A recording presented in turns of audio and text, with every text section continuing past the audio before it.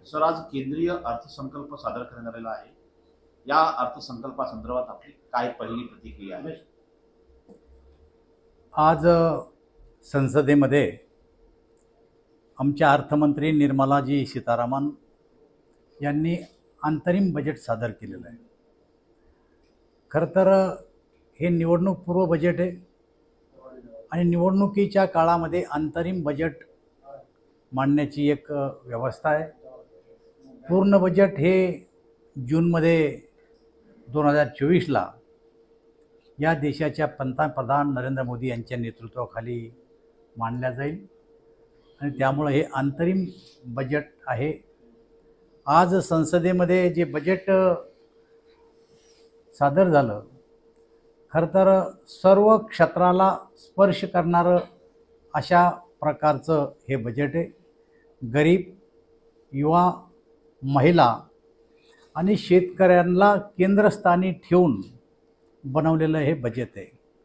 आपण बघितलं असेल की पायाभूत सुविधासाठी साधारणतः या बजेटमध्ये मोठ्या प्रमाणावर तरतूद केलेली आहे आणि गरिबीकडून मुक्तीकडे वाटचाल करण्यासाठी सुद्धा या बजेटमधल्या ज्या काही तरतुदी आहे त्या आपल्याला स्पष्टपणानं जाणवतात।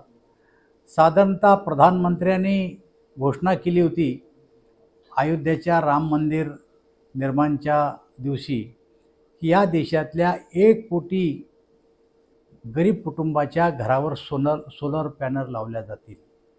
300 युनिटपर्यंतची बिजली त्यांना वापरता येईल आणि त्याशिवाय जर बिजलीचं उत्पादन जास्त झालं तर ती विक्रीसुद्धा केल्या जाईल। शिवाय 2 कोटी लोकांना नवीन घराची निर्मिती केल्या जाईल अशा प्रकारची घोषणा केली। आयुष्यमान भारत योजना जी आहे तिचा सुद्धा विस्तार या ठिकाणी केला जाईल आणि 3 कोटी महिलांना लक्ष दीदी महिला सुद्धा करण्याची घोषणा या ठिकाणी केली आहे। आणि मध्यम वर्गातील जे कुटुंब आहेत त्यांना स्वतःचं घर बांधण्यासाठी एक विशेष योजनेचं प्रावधान बजेटमध्ये केल्या जाणार आहे। शिवाय रेल्वे प्रवास आणखी आरामदायी व्हावा म्हणून नवीन 40,000 कोच बनवण्याची घोषणासुद्धा या रेल्वे बजेटमध्ये करण्यात आली आहे। रेल्वे एनर्जी, मिनरल आणि सिमेंट कॉरिडॉर बनवून वाहतुकीला मोठ्या प्रमाणावर चालना देण्यात येणार आहे। Railway high density traffic corridor बनवल्या जाणार आहे। रेल सागर अंतर्गत पोर्टची वाहतूक वाढवण्यासाठी रेल्वेची कॅपॅसिटी वाढवल्या जाणार आहे। खरं तर या बजेटकडे जर आपण बघितलं तर प्रामुख्यानं पायाभूत सुविधा कशा उपलब्ध होतील यासाठी मोठ्या प्रमाणावर तरतूद करण्यात आलेली आहे।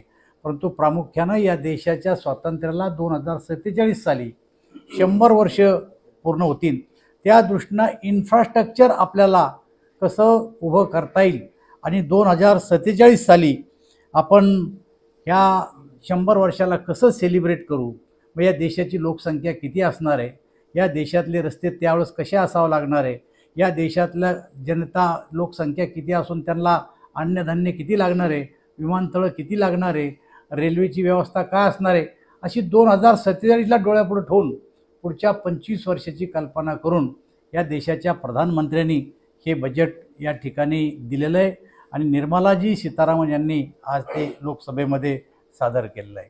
मला असं वाटतं सर्व स्तरातून या बजेटची एक चांगली चर्चा आणि चांगल्या प्रतिक्रिया येत आहेत।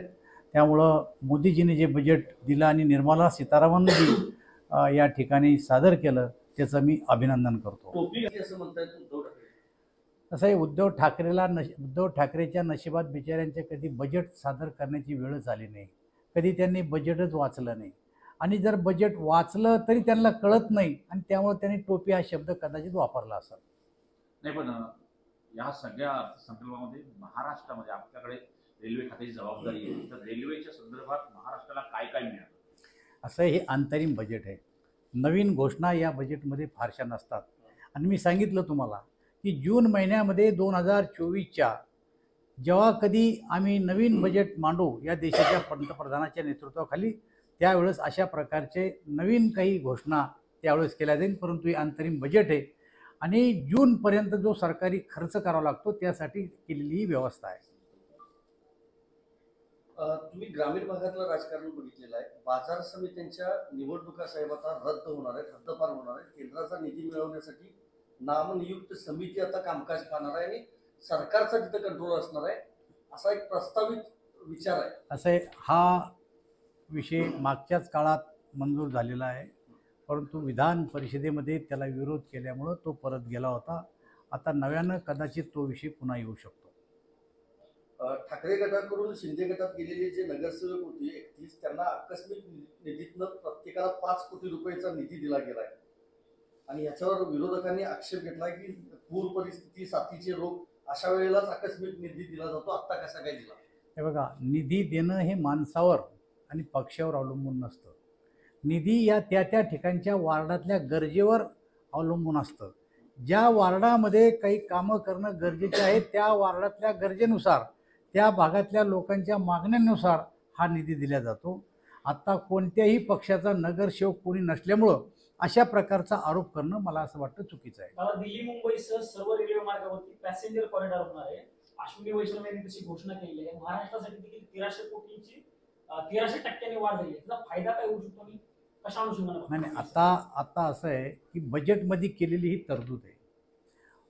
त्यामुळं रूट वाईज आणि स्टेट वाईज जेव्हा कधी याचं स्टडी होईल त्या टायमाला प्रत्येक राज्यवार, खरं तर रेल्वेचं काम हे राज्यवार नाही चालत, हे जिल्हावार नाही चालत, हे विभाग वाईज चालतं आणि त्यामुळं रेल्वेचं नेटवर्क राज्याच्या पलीकडं सुद्धा असतं. त्यामुळं एका राज्याला असं गृहीत धरतात नाही, कधी कधी 1, 2, 3 राज्याला कव्हर करतो आणि त्यामुळं ज्यावेळेस ही बजेटची तरतुदीचं विश्लेषण होईल त्या टायमाला नक्की सांगता येईल की आपल्या राज्याला काय मिळणार आहे म्हणून. उद्धव ठाकरेंनी आरोप केला आहे की दिल्लीमध्ये जादूचे प्रयोग सुरू आहे.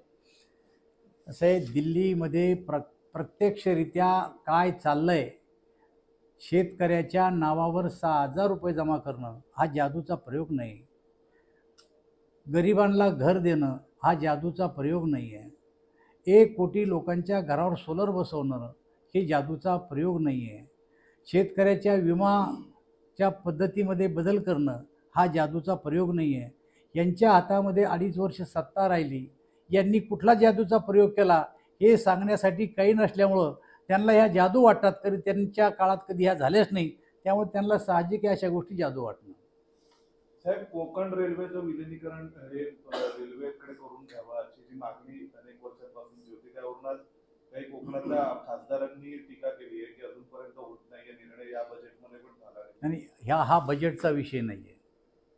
ज्या टायमाला कोकण रेल्वे झाली त्यावेळेस हे एक कॉर्पोरेशन होतं आणि ते 3 राज्य म्हणून बनवलेलं होतं. महाराष्ट्र, गोवा आणि कर्नाटका म्हणून झालेलं होतं. प्रत्येकाचा आपला एक शेअर आहे आणि त्यामुळं हा काही बजेटचा विषय होऊ शकत नाही. यासाठी 3ही राज्यांनी मिळून एक आणि धोरणात्मक निर्णय घेतला तरच हे होऊ शकतं. थँक्यू. माईक